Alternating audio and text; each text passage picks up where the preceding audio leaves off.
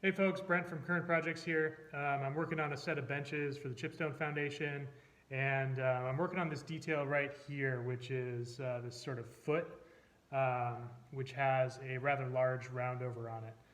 That's a 2-inch radius. One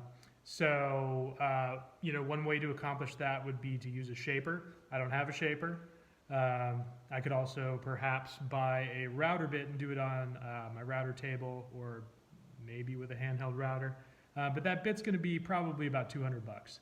I have to make 8 of these, so I think I'm going to improvise and try a different method.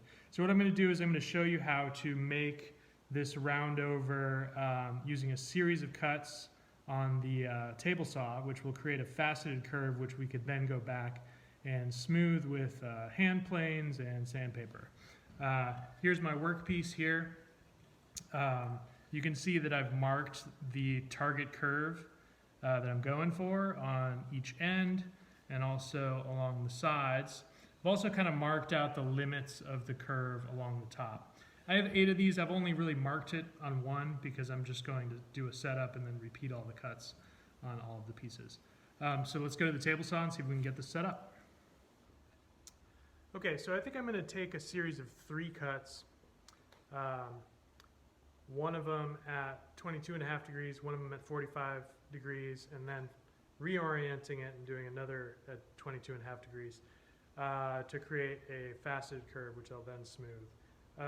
So one thing occurred to me, which was that as soon as I make my first cross cut, I'm going to be cutting off my marks that I made on the end, which will not allow me to set this up for doing the rip cut. So what I did was I made a dummy piece out of pine at the exact same dimensions as my workpiece is, and then I made all my markings on there. So I can use this simply to align the table saw to the proper angle and position to make my cuts before I commit to the actual piece.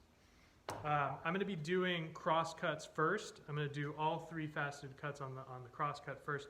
Reason for that is because if I get any tear out, it's going to be pulling out right here on the end of the cross cut. And when I do my rip cuts, I'll be removing that material. I'm not going to get any tear out with the rip cut.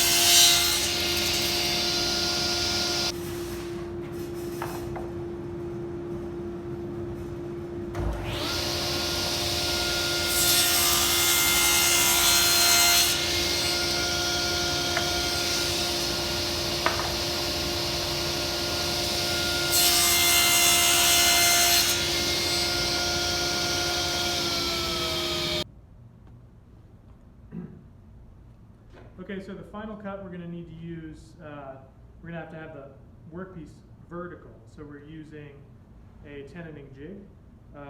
In this case, I had this recess that I already had cut out of this piece, so it wasn't sitting flat against my tenoning jig, so I simply made a 1/4-inch spacer that I just taped in place to take up that space.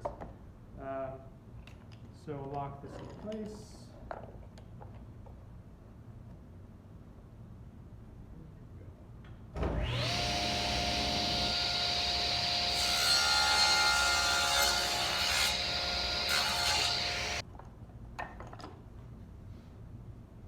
Okay, then you can see I've approximated a curve using 3 angled cuts.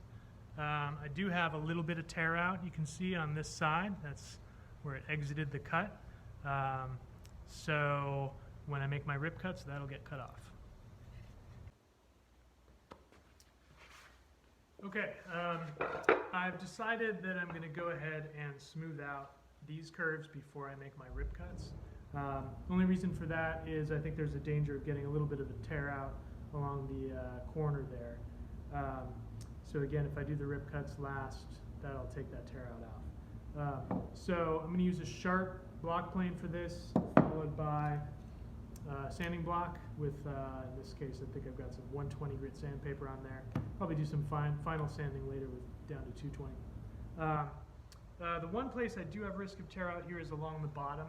So I've clamped this right up to the edge of a nice flat piece of plywood. That way when I'm block planing downward, I'm not going to tear out along that bottom edge. The other thing I've done is I've drawn a line an inch in from the edge, and that's going to help me establish that top edge and create, a really nice regular curve. So I've got a very sharp block plane. This is a low angle block plane, which is important if you're going to be cutting end grain. When I'm cutting this with a plane, I'm not going to go across it like this because that's just going to create a bunch of tear out here. If I'm planing end grain, I'm actually going to kind of be going downward, like in a series of strokes like this, in order to remove the material. I'm watching my line up here to make sure I don't come past that. And then you've got kind of a rough surface here from the table saw. This is going to give you a much smoother surface, so that's a good way to kind of gauge your progress. All right, so here goes.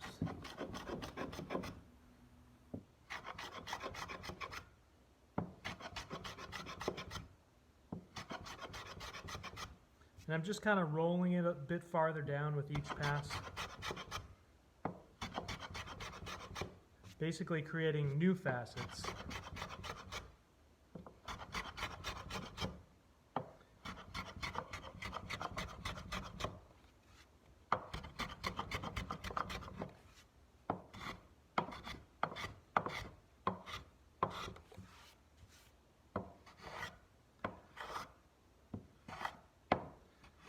Right up to my line, but not past it.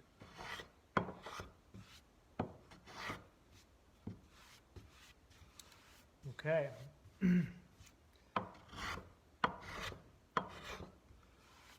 All right, so that's pretty good. Now I'm going to switch to sandpaper, sanding block.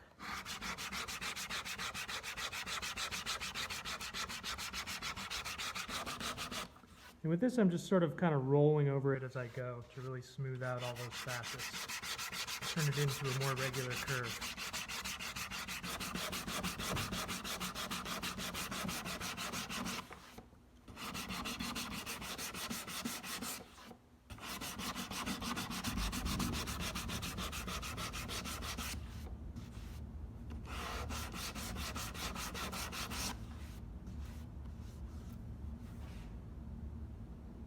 All right, not bad.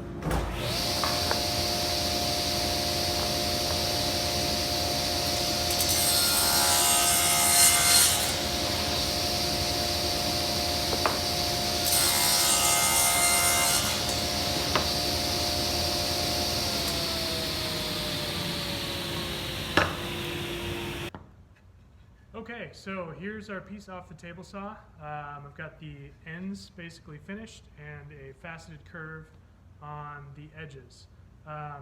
So I decided I wanted to kind of have access to this for planing at about a 45-degree angle.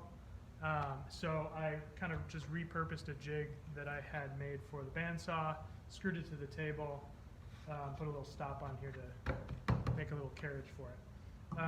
So essentially I'm going to be doing the same thing I was doing to do the ends with the block plane, only this time I'm taking sort of long, even strokes.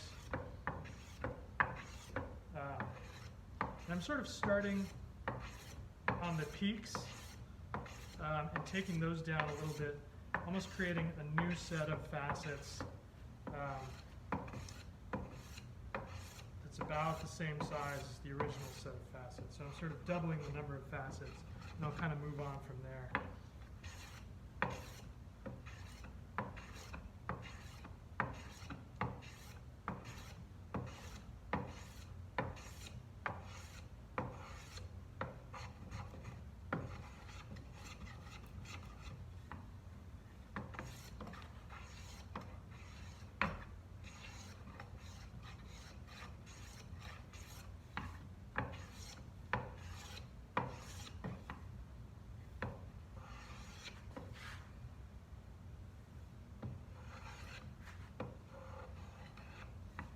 Okay, that's pretty good. So we'll move on to sandpaper.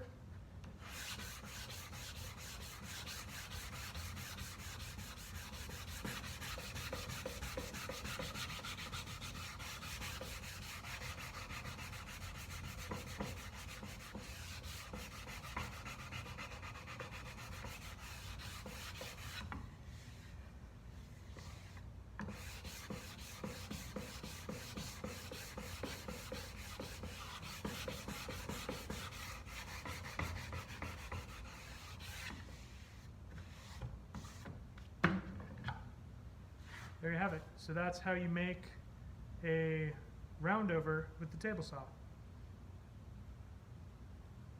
Thanks for watching.